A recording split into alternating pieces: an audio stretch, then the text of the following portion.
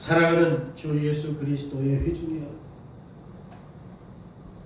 모든 설교자가 고민하는 것 가운데 하나는 각각 다른 사람들을 상대해야 한다는 것입니다. 각각의 사람들이 다른 장소에 있고, 그리고 이것이 여러분들의 환경과 처지에 대해서도 마찬가지죠. 그런데 그 형편에 대해서 반응하는 방법도 다 다양합니다. 여러분은 필요한 것이 다 다르기 때문에 모든 설교에서 모든 성도의 설교를 다 채워주는 것은 사실상 불가능해요. 어떤 사람은 복음으로 확신과 위로를 받아야 할 때가 있고, 어떤 사람은 삶에서 하나님의 지혜와 방향을 제시해야 할 때가 있고, 어떤 사람은 잘못 길로 갈 때 하나님의 강력한 경고를 해야 할 때가 있고, 아니 현재 잘못된 길로 가고 있을 때 그 사람을 바로 돌이키게 할 수 있도록 회개하고 권면해야 할 때가 있습니다. 우리 가운데 일부는 이런 불신과 우상 숭배에 대해서 강력한 경고성의 메시지를 전해야 할 때가 있어요. 오늘 신명기 29장이 그 내용이에요. 강력한 경고의 메시지예요. 지금 신명기 29장은 아주 중요하게 경고하는 메시지 가운데 하나입니다. 오늘 본문은 이스라엘 백성들과 맺은 언약이라는 문맥과 배경에서 말씀하고 있습니다. 하나님은 이스라엘 백성들과 은혜로 언약을 맺으셨습니다. 하나님은 이스라엘 백성들의 하나님이 되고, 이스라엘 백성들은 하나님의 자녀다라고 하는 것이 언약의 핵심이에요. 비슷하게 우리도 주님과 언약을 맺었어요. 하나님은 우리에게 여러 가지 약속하셨습니다. 우리가 공적으로 세례받을 때 언약을 맺은 그 약속에 표시했고 도장을 찍었어요. 우리 유아들은 모르지만 그럼에도 불구하고 우리가 점점 성장해 나갈 때 세례의 의미가 뭔가, 그리고 세례에 약속했던 내용이 뭔가, 거기에 뭘 표시했고 뭘 도장 찍었는가 분명하게 알 수 있다는 말이에요. 그런데 거기에는 분명히 뭐도 포함돼요. 세례에는 의무와 약속도 포함되어 있다는 거예요. 언약 관계는 자동적으로 우리에게 유익을 주지 않아요. 내가 하나님의 백성이니까 나는 하나님께 복받을 거야. 자동적으로 되지 않는단 말이에요. 언약의 당사자인 사람들에게 지금 책임을 포함하고 있기 때문에. 그래서 오늘 본문은 사람들의 책임에 대해서 말해요. 책임에 대해서 말해요. 오늘 설교 제목이 무엇입니까? 하나님께서 그에게서 떠나는 언약 백성들에게 경고해요. 첫째, 불신과 우상 숭배의 기만적인 성격. 불신과 우상 숭배가 뭐냐? 이것은 곧 사람을, 기만적이라는 게 뭐죠? 사람을 진리에서 떠나게 하고 잘못된 것들을 섬기게 하는 게 기만이에요. 기만. 신명기 전체는 지금 3편의 설교로 이루어져요. 그 설교를 누가 해요? 모세가 합니다. 모세는 이스라엘 백성들을 어디에서 인도했습니까? 애굽 땅에서 인도했죠. 그리고 그 백성들을 40년 동안 광야에서 유랑 생활을 함께합니다. 그리고 이제 약속의 땅 가나안 땅에 들어가기 직전이에요. 그런데 모세가 가나안 땅에 들어가요? 못 들어가요? 왜 못 들어갑니까? 불순종했기 때문이에요. 그 불순종이 뭐예요? 반석을 쳤다는 것 때문에 그러잖아요. 우리가 생각할 때 반석 친 것이 무시 잘못이요. 근데 지금 하는 일은 누가 하시는 일이야? 하나님이 하시는 일을 전하기만 하면 돼요. 자기가 탁탁 쳐서 승질낼 일이 아니야. 그래서 그런 일 때문에 모세가 어디를 못 가요? 가나안 땅에 못 들어가요. 하나님이 보실 때 모세가 그 자질을 갖추지 못한 거예요. 그래서 모세는 이스라엘 백성들과 함께 가나안 땅에 들어가지 못하고 죽습니다. 그래서 우리가 신명기 마지막 부분을 모세가 했던 고별 설교라고 많이 이야기하는 거예요. 오늘 본문은 언약 관계의 약정 갱신이에요. 다시금 이스라엘 백성들과 약속을 갱신하는 겁니다. 이 갱신은 약속과 요구를 포함하고 있다고 말씀드렸습니다. 만약 언약 백성이 하나님께서 약속한 것에 의해서 자기의 의무와 책임을 다 순종하지 못하게 된다면 하나님께서 뭐 하시겠다는 거예요? 위협하고 경고하시겠다는 거예요. 오늘 본문의 경고는 불신을 다루고 구체적으로 우상 숭배의 형태로 이 불신이 어떻게 추악의 고개를 드는지를 보여줘요. 불신과 우상 숭배는 이스라엘 백성들에게 아주 익숙해요.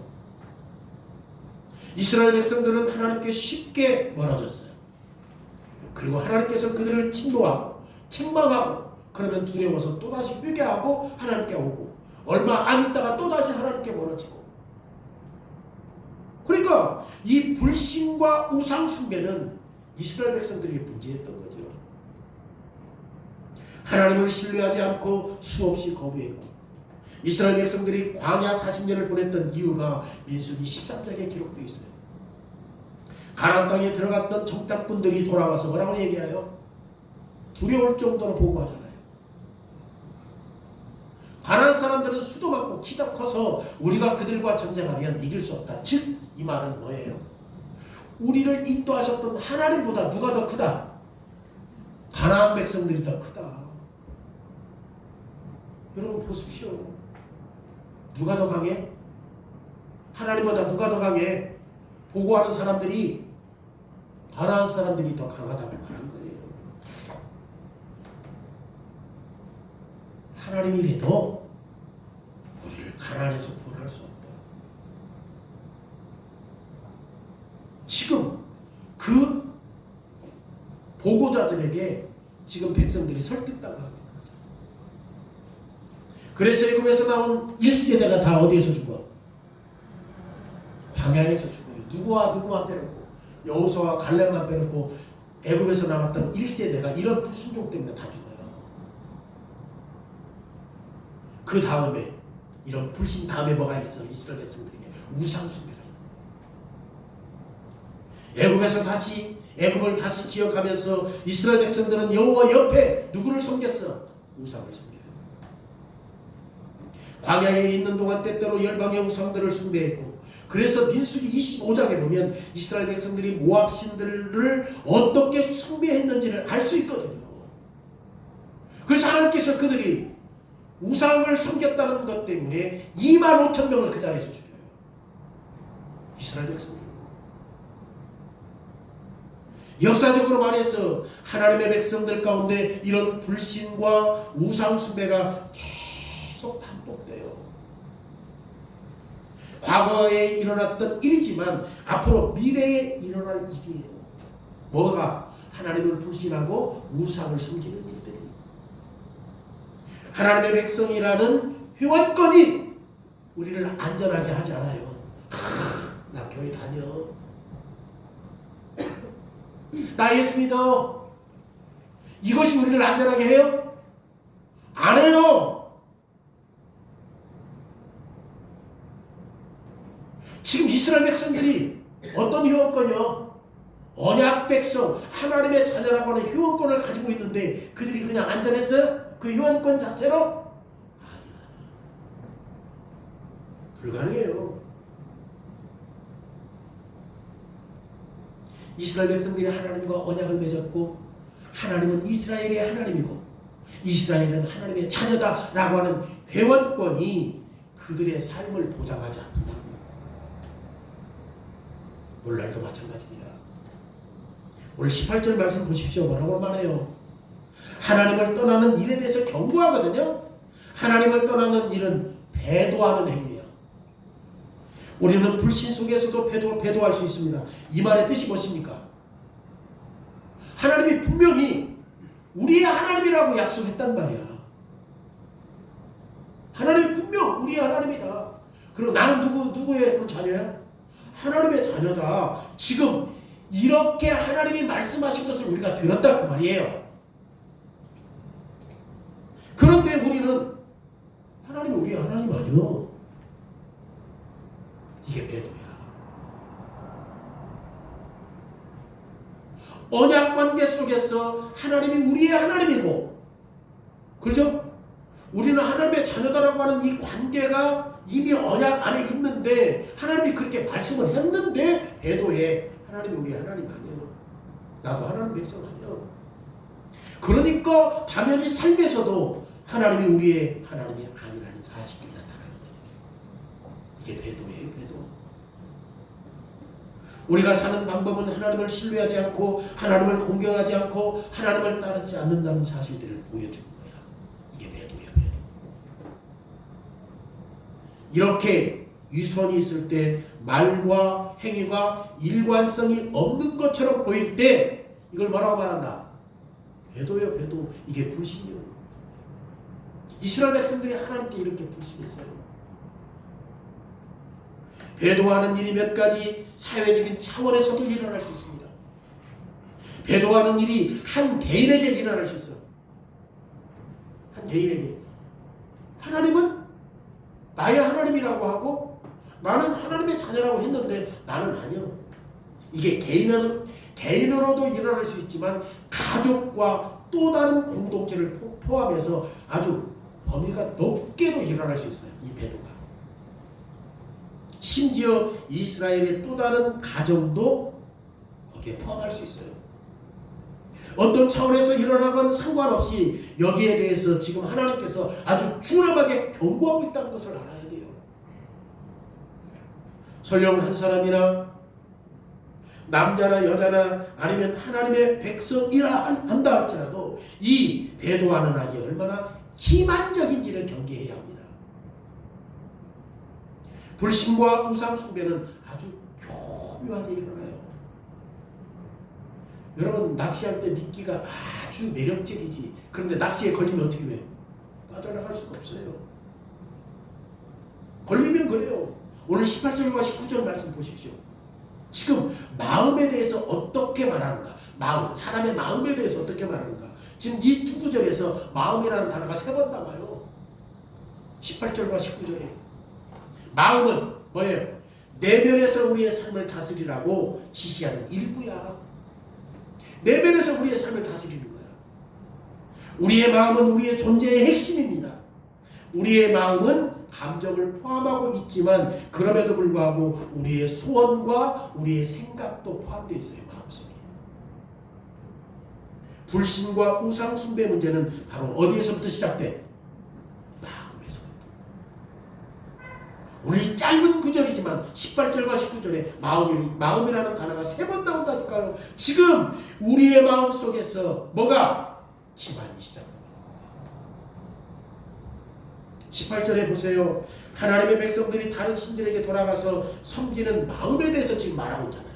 배도하고 우상을 섬기는 일이 어디에서부터 시작되기 때문에, 마음에서 시작되기 때문에 곧바로 행동으로는 안 나타나. 마음에서 시작되기 때문에 곧바로 행동으로는 안 나타날 수 있다고. 그런데 우리의 마음은 하나님이 우리를 위해서 염두에 주신 것과 완전히 다른 방향으로 가버려요. 그 다음에 이렇게 배도하고, 우리의 마음이 배도하고 우상을 숭배하는 길로 가는 사람은 뭐라고 말해요? 저주의 말을 듣고도 19절에 뭐라고 얘기합니까? 중심에, 심중에 스스로 복을 비는 거야. 내가 지금 어디로 가는데? 하나님을 배도하고 우상을 섬기는 길로 가는데 내 마음에는 멀리하게 잘 될 거야. 복을 비는 거야. 이게 마음이야. 배도하는 사람은 자신에게 말하면서 자신을 축하한다라고 하는 말을 하는 거예요. 배도한 사람은 자신에게 축하해요. 왜 그래요? 자신이 완고한 마음으로 행동하는 것을 알면서도 아무런 문제가 없다고 생각합니다. 여러분, 이런 사람은 완고한 마음으로 하나님께 헌신하지 않지만 자신이 안전하다고 생각하는 거예요.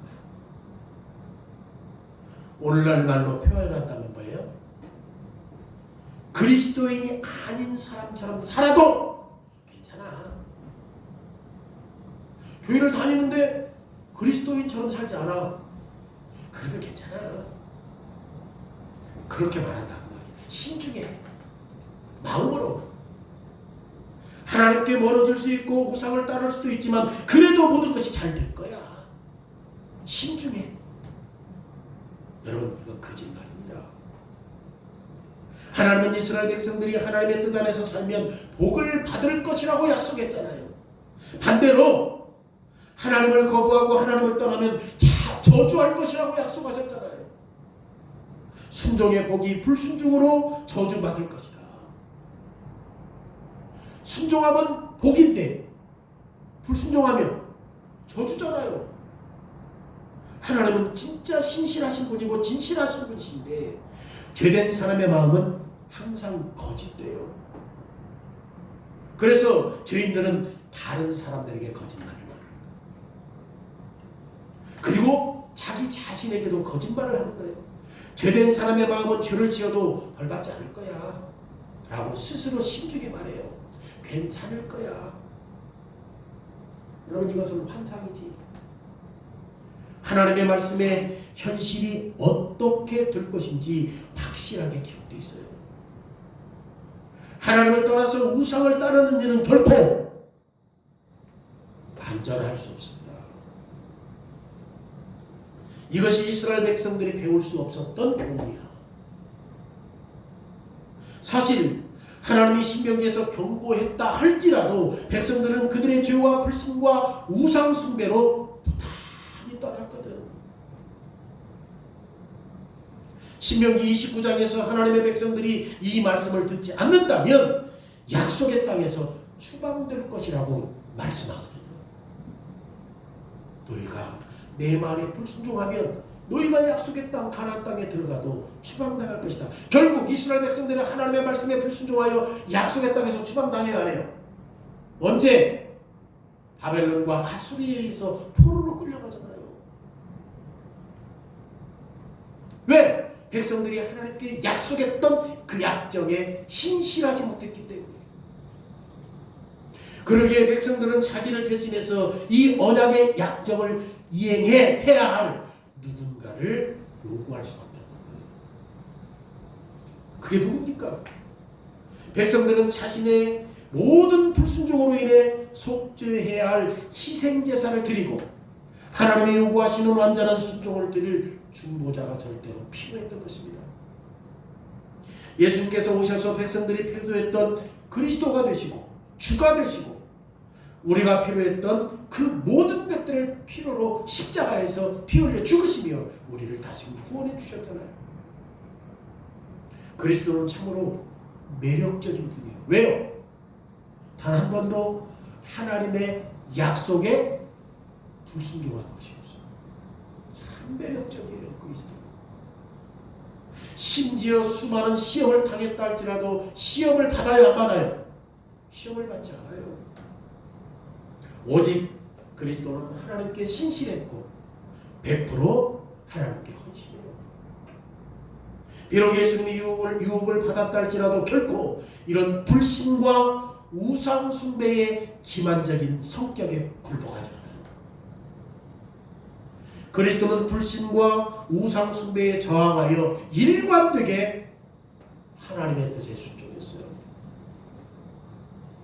그리스도는 우리를 대신해서 우리의 자리에서 순종하셨습니다. 은혜 언약의 중보자는 우리가 성취할 수 없는 것들을 성취해 주셨죠.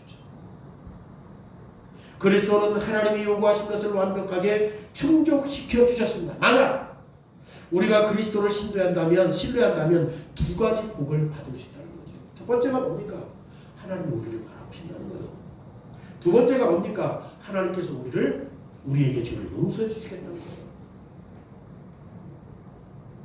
우리가 그리스도를 믿고 신뢰한다면 우리는 그리스도의 순종과 이 십자가에서 얻은 죄 용서를 받을 수 있다라고 오늘 본문에서 말해요. 하나님의 은혜는 그리스도 안에서 우리를 위해 거기에 있었던 거지. 거기 어디예요? 우리가 불순종했던 그곳. 거기서 뭐 하셨어요? 피 흘려 죽었어요. 이거 진짜 우리에게 놀라운 이유와 경륜입니다. 하나님의 은혜가 그리스도를 통해서. 실제로 오늘 본문은 다른 시각에서도 경고를 하고 있습니다. 뭡니까? 신자가 그리스도를 통해서 은혜로 구원받았기 때문에, 우리가 그리스도를 통해서 은혜로 구원받았기 때문에 나는 하나님의 경고를 나를 향한 하나님의 자비로 들어야 돼요. 우리는 그리스도로 말미암아 구원받았으니까 하나님의 경고를 어떻게 들어야 돼? 하나님의 자비로 들어야지. 나를 향한 하나님의 자비구나. 하나님이 이렇게 우리를 깨닫게 하시려고 하는구나. 나와 맺었던 언약을 맺었던 나의 아버지가 지금 죄의 기만적인 성격을 내가 깨닫기를 원하시는구나. 하나님은 사랑으로 불신과 우상 숭배로 네가 속아서 넘어지는 것을 원하지 않기 때문에, 하나님은 내가 하나님과 가까이 지내고 우상을 멀리하기를 원하셔요. 그래서 지금 뭐하고 있는 거야? 경고하는 거야. 이 경고는 나를 향한 하나님의 자비다. 오늘날 우상들은 여러 가지 형태로 나타납니다. 모세 당시 이스라엘 백성들은 당시 우상이 뭐예요? 몰렉, 바알, 아스타로 더 많은 우상들을 가지고 있었죠. 그런데 우리는 이런 우상들이 오늘날 어떻게 나타나요?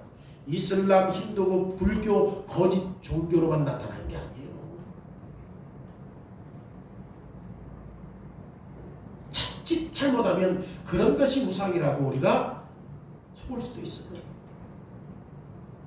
지금 우리 사회에서 진행되는 이 우상에 대한 미묘한 거짓이 존재하기 때문에 사람들은 이 사람들은 종교적이야. 이 사람은 신앙이 돈독해. 참 이 사람은 신앙이 신실해 라고 말할 때도 거기에 우상이 포함되어 있어요. 이것이 우리 시대의 우상 숭배를 은폐하는 미묘한 거짓말이야. 저 사람 신앙심이 있어. 저 사람 믿음이 똑똑해. 왜 그래요? 사실 모든 사람들은 종교적입니다. 가시적으로 어떤 교회를 나가거나 아니면 천주교회를 나가거나 불교하지 않는다 할지라도, 자기가 실질적으로 다른 일반적인 종교를 가지고 있지 않다 할지라도 모든 사람은 다 종교적이에요. 심지어 자기 자신을 믿어 안 믿어? 그 종교적이에요. 그것까지라도 다 종교적이라고. 이게 실질적으로 뭐야? 미묘한 우리 시대의 우상 숭배를 은폐한 거짓말이라니까. 저 사람은 신앙심이 있어.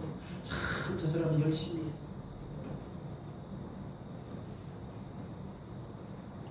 우리가 이 세상에 살고 있지만, 이 시대에 살고 있지만 수많은 우상 숭배가 쾌락과 자아라는 쌍둥이 신들과 관련되어 있다는 것을 기억하십시오.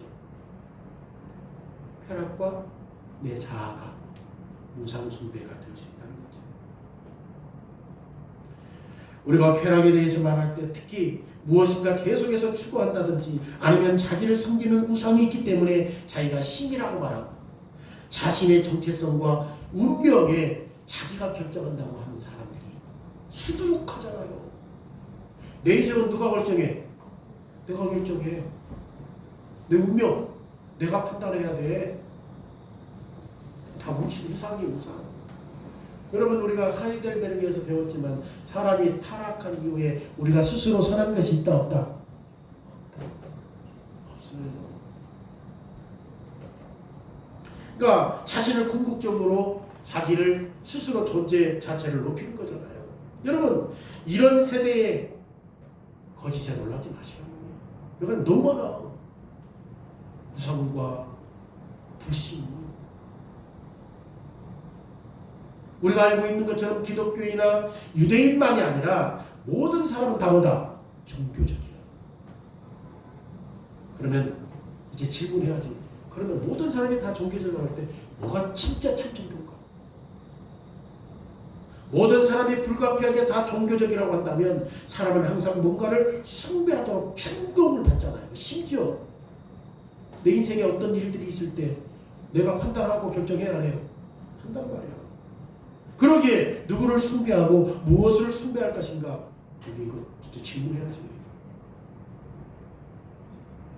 우상 숭배에 대해서 여러분 정신 바짝 차려야 돼요. 왜냐하면 우상은 세상 사람들만 유혹하는 것이 아니라 그리스도인들도 유혹하는 거예요. 교회에 있을 때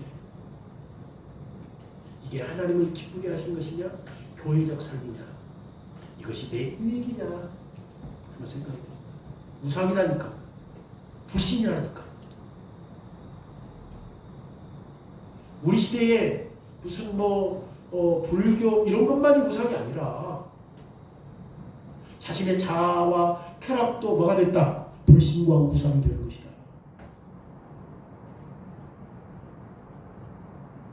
뭔가를 늘 우리를 충동질해요.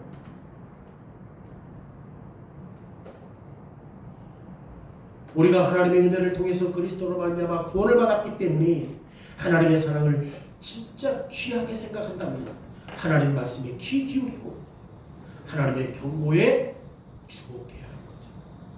왜 경고하지? 왜 경고한다고 했어?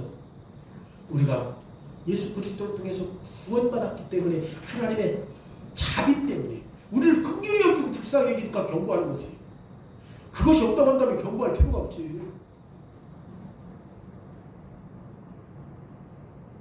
우상 숭배는 거짓말하고 모든 것이 괜찮을 것이라고 말해요. 걱정하지 말라고 말해요.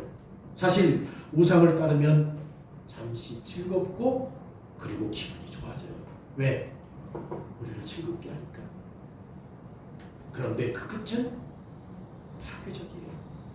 두 번째로 이런 불신과 우상 숭배의 파괴적인 결론이 뭐예요? 그러면 여러분 이제 본문을 어떻게 결론을 내는지 한번 살펴보겠습니다. 그 결론을 묘사하기 위해서 18절과 19절에서 사용된 두 구절의 이미지가 있어요. 두 개의 이미지가. 그게 뭡니까? 첫 번째 이미지는 18절에 믿지 않는 이스라엘 백성들을 뭘로 표현해요? 독조와 쑥의 뿌리로 묘사하고 있는 겁니다. 성경은 자주 사람을 설명할 때 농사 짓는 이미지를 사용하기도 해요. 사람을 설명할 때. 지금 여기서 우리는 열매 없는 뿌리, 식물과 같은 사람을 생각해야 되는 거예요. 그런데 그 열매는 쓸 뿐만 아니라 먹을 수 있어 없어?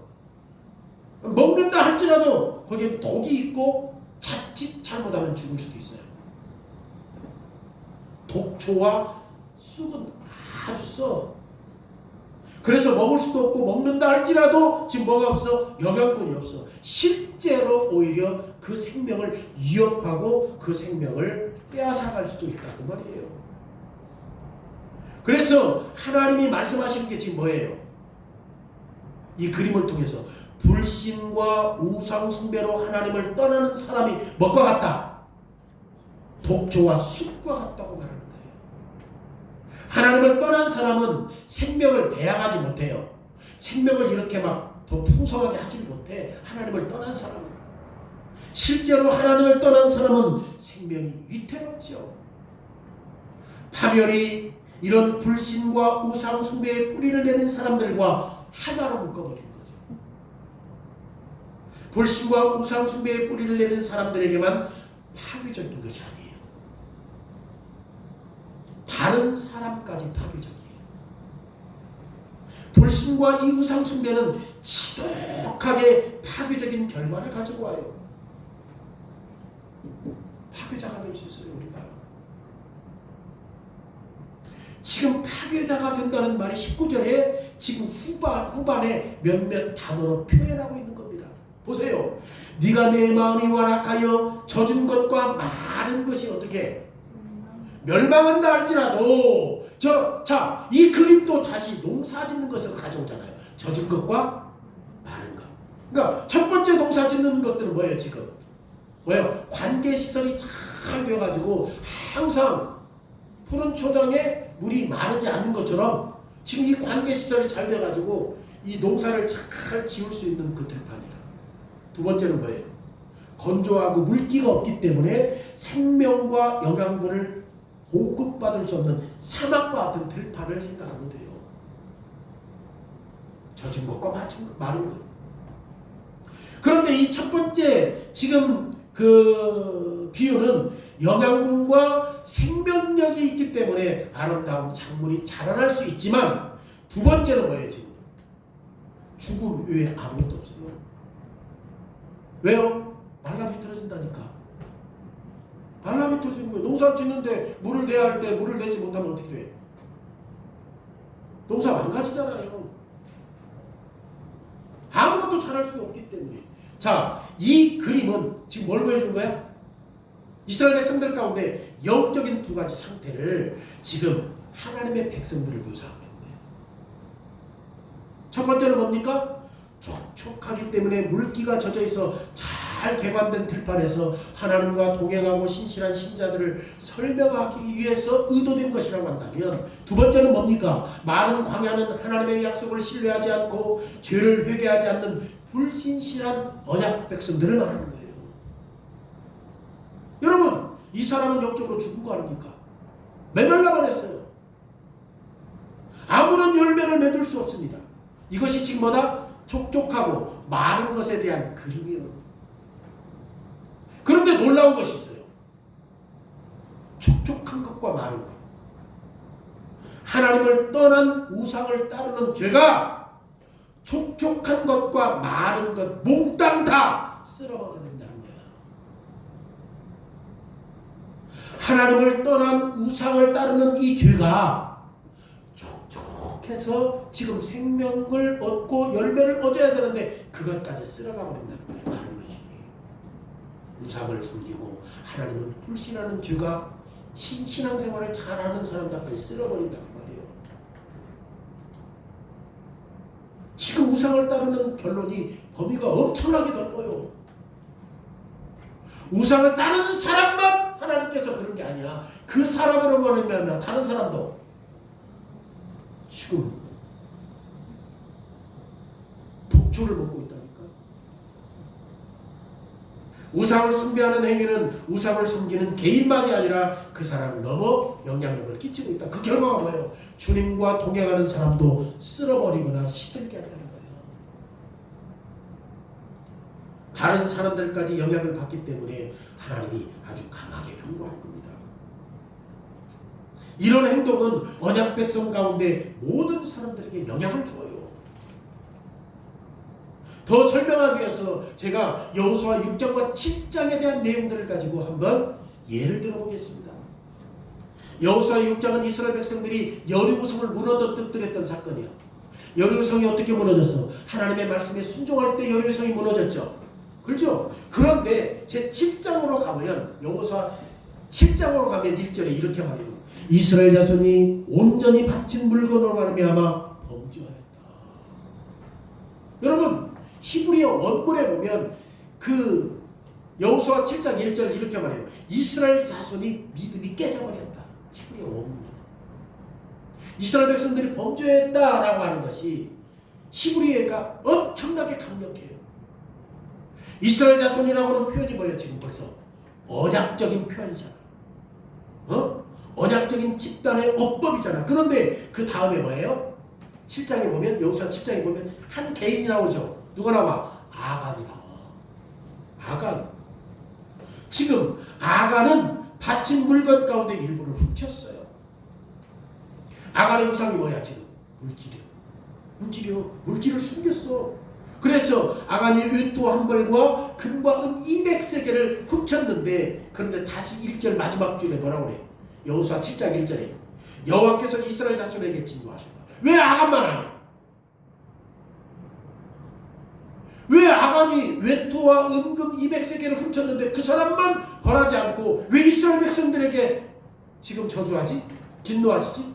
왜 그래요? 다시 한번 집단적 언약적 억법을 사용해요. 아간 개인의 우상 숭배가 이스라엘 백성들을 위해 하나님의 진노로 임해요. 여러분, 우리가 목사님 그것은 구약적 억법 아니에요? 이렇게 질문할지도 모르겠어요. 그런데 신약에서도 고린도전서 11장에 보면 고린도 교회 일부 회원들이 성찬을 훼손했잖아요. 그리고 성찬을 못 오겠잖아요. 그래서 어떤 결과가 나와? 어떤 결과가 나와요? 고린도전서 11장 30절에 그러므로 너희 중에 악한 자와 병든 자가 많고 잠든 자가 적지 않다. 무슨 말이에요? 성찬을 훼손했을 때 일찍 온 사람들이 거기에서 성찬에서 포도주를 너무 많이 마셔가지고 취해버렸어.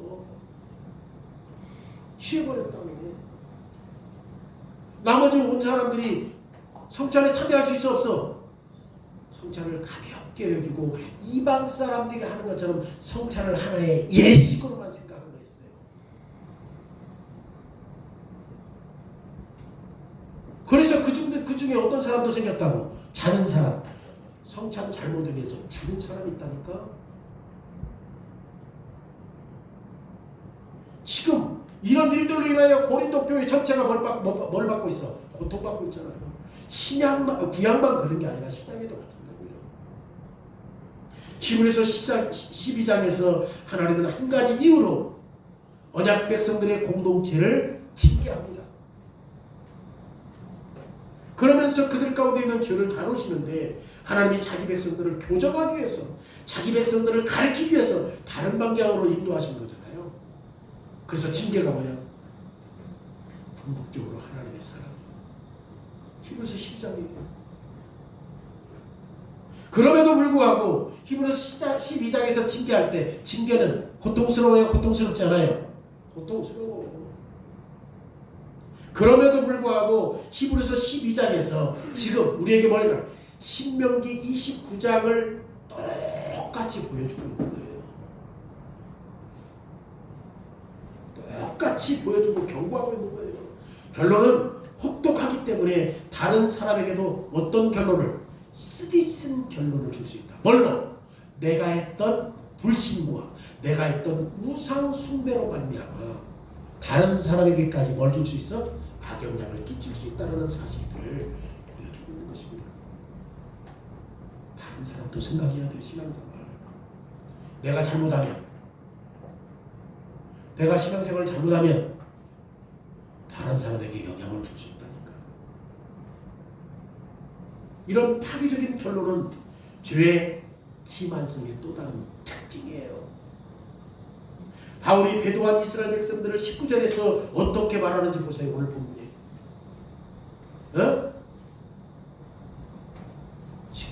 19절에 마음이 완악하여도 내게는 평안이 있으리라 그래요. 사람들이. 아니 마음이 완악한데 어떻게 평안함이 있어? 근데 실질적으로 그런 사람들이 잘 살아요. 이 세상에서. 근데 그것을 다 어디로 가져가? 불신과 우상숭배를 교회로 가지고. 지금 여기 평안이라는 단어가 히브리어로 샬롬이거든요. 샬롬은 평안과 안전보다 훨씬 더 폭넓은 의미를 가지고 있어요. 샬롬은. 그러니까 샬롬이 있을 때 모든 것이 원래대로 있어야 되는 것이거든요. 샬롬이 있다, 살롬이 있다라고 하는 것은, 이 평안이 있다라고 하는 것은 원래대로 있어야 되는 거죠. 이처럼 배도한 이스라엘 백성들에게 지금 내가 하나님의 말씀을 듣지 않아도 나는 평안하다, 안전하다, 건전하다, 형통하다라고 말하고 있는 거예요. 샬롬. 근데 실질적으로 나는 지금 하나님의 뜻에 순종하지 않아. 왜? 배도한 사람의 초점이 누구에게 맞춰 있어? 하나님이요? 나요. 내가 악하게 했는데 잘 될 수 있다니까. 그러니까 안전하다, 평안하다 그렇게 말하는 거예요. 배도한 사람은 자신이 살림을 가지고 있다고 생각한다니까. 그런데 현실은 뭐예요? 자신만이 아니라 다른 사람들까지라도 뭐예요? 파괴시켜. 무섭죠. 이 경고는 우리에게 해당됩니다. 하나님을 떠나서 불신과 우상 숭배로 빠져들지 말라고 말해요. 왜냐하면 우리에게 파괴적인 결과를 초래할 뿐만 아니라 다른 사람에게도 파괴적인 결과를 초래할 수 있기 때문에 어떤 사람이 말한 것처럼 죄는 총알보다 폭탄에 가깝다는 말이에요. 어떤 사람이 죄를 총알보다 폭탄에 가깝다. 총알은 한 사람만 죽잖아. 폭탄은 주변의 모든 사람들을 죽여요. 이게 죄예요. 참 멋있는 표현이에요. 죄는 총알보다 폭탄에 가깝다. 이 죄가 얼마나 악영향을 끼치는지. 예를 들면 신실하게 살아가는 그리스도인임에도 불구하고 정기적으로 포르노를 시청하는 부모가 있다고 생각해 봅시다. 이 부모는 교회 휘모이고 주일마다 예배드리고 그리고 성경 공부도 참석해요. 근데 실제로 그의 마음이 하나님을 떠나 있어 우상을 열심히 따르고 있잖아요. 이 사람이 이 악함에 대해서 이미 결론을 경험하고 있는 거예요. 그런데 이것을 자녀들이 보았다고 생각해 보세요. 부모의 위선, 교회 가서 예배드리고 성경 공부 참석하고 교회 행사 다 하는데도 불구하고 이런 위선적인 행위를 자식이 보았다고 생각해봐요. 그럼 그 자식이 어떤 생각이 들어요? 우리 엄마 아빠의 위선 그것도 말미암아 그 자식을 파괴시켜버리는 거예요. 이것이 촉촉한 땅과 마른 땅을 쓸어버리는 거예요. 내 행위로 누구에게 악영향을 끼치는 거야? 자녀가 주변 사람들에게 악영향을 끼치는 거예요. 이런 불신과 우상 숭배의 죄가 우리에게만 영향을 끼치는 게 아니라 누구까지라도 주변 사람들까지라도 악영향을 끼친다. 여러분 그리스도가 훨씬 더 나아요. 이것은 궁극적으로 성령께서 우리를 오늘 본문 말씀으로 데려가기 때문에 성령님은 그리스도가 항상 낫다는 것을 우리에게 깨닫기를 원해요. 항상 우리에게 돌이켜 그리스도에게 향하는 것이 훨씬 낫다. 그리스도와 연합해서 사는 것이 훨씬 낫다. 불신과 우상 숭배는 우리에게 아무것도 남기지 않고 오직 이 땅에서 수많은 고통과 수많은 어려움을 낳게 하는 것이다. 그리스도는 우리에게 하늘의 기쁨과 평화와 소망을 충만하게 우리의 마음에 심어주셨다. 그리스도는 우리에게 결코 빼앗아갈 수 없는 영원한 보화를 주셨다. 그리스도가 훨씬 낫다. 우리가 하나님을 떠나서 우상을 섬길 때 우리에게 이것을 말해야 되는 거죠. 우상이 우리를 괜찮아. 교회 다니면서 거짓말도 하고 교회 다니면서 타협도 하고 이런 식으로 하다 보면 잘 됐죠. 그때마다 우리가 어떻게 해야 돼? 아니다. 그리스도가 훨씬 낫다. 이렇게 말해야 돼요. 내가 내 죄와 완고한 마음에서 돌이켜서 그리스도를 바라볼 때 그리스도와 함께할 때 나는 안전하다. 나는 샬롬을 가지고 있다. 평안하다. 온전하다. 라고 말할 수 있어요. 그때 타협하지 않아요. 오늘 본문에서 경고하는 말씀은 히브리서 12장 2절에서 우리에게 결론을 내려요. 믿음의 주요 또 온전하게 하신 이인 예수를 바라보자. 진짜 예수 그리스도를 신실하게 믿지 못하고 신뢰하지 못하니까 교회 다녀도 세상과 짝하는 거예요. 불신과 우상 숭배. 이스라엘 백성들이 1세대 이스라엘 백성들이 가나안 땅에 들어가서 못 들어갔어. 왜 못 들어갔어요? 불신 때문에 못 들어갔어요. 아니 그들 지금 누구와 함께 있어? 하나님과 함께 있잖아. 모세와 함께 하고 있잖아. 그런데 정탐꾼들이 와서 그들과 싸울 수가 없어. 숫자도 많고 내필족도 커가지고 우리가 그들과 싸우면 쳐. 이렇게 보고하는 사람이 어디 있어? 불신이지. 곧바로 이스라엘 백성들이 뭘 섬겨? 우상을 섬겨. 우상을 섬겨. 그런데 그런 일들이 많은 것과 젖은 것. 그죠? 그렇죠? 그것이 심지어 나 자신뿐만이 아니라 누구까지라도 주변에 있는 신앙인까지라도 죽여가고 있다는 거예요. 무서운 경고입니다. 무서운 경고예요. 그래서 우리가 늘 뭘 생각해야 돼? 그리스도가 낫다. 믿음의 주요 온전케 하시는 그리스도를 바라보자. 나이가 많든 적든 하나님이 경고하시는 말씀 드려야 합니다. 하나님이 우리에게 말씀하신 이유가 뭡니까? 하나님이 우리를 돌봐주시기를 원하는 거예요. 이게 자비지. 왜 이렇게 경고해? 이게 하나님의 자비라고. 하나님의 뜻은 우리 가운데 아무도 멸망하지 않고 오직 예수 그리스도를 통해서 영원한 생명을 경험하기를 원하고 있는 거예요. 더 이상 이런 경고를 통해서 불신과 우상 숭배를 멀리해야 되는 거죠. 하나님은 당신의 사랑을 우리에게 믿음을 통해서 회개를 통해서 더 좋은 길을 걷기를 요구하고 있는 것입니다. 왜? 하나님이 우리의 하나님이고 우리는 하나님의 자녀이기 때문에 이 언약 관계 속에서 그 안에 뭐가 있다고? 책임, 의무가 있다고. 그러니까 내가 하나님의 백성이다. 이것이 우리를 안전하게 하잖아요. 하나님의 백성이면 당연히 어떻게 살아야 돼? 하나님의 약속에 순종하는 삶을 살아야 돼. 그러니까 내가 언약 백성이다. 이 회원권이 우리를 안전하게 하네요. 교회 다녀. 이것이 우리를 안전하게 하네요. 내가 그렇게 살아야 나로 인하여 영향력을 주지. 그렇잖아요. 마른 풀이 생명을 배양할 수 있어요? 없어요. 젖어있는 풀은 늘 생명을 배양하는 거죠. 그리스도 안에서 늘 진실을 가지고 살아갈 때 우리에게 큰 위로가 될 수 있는 말씀입니다.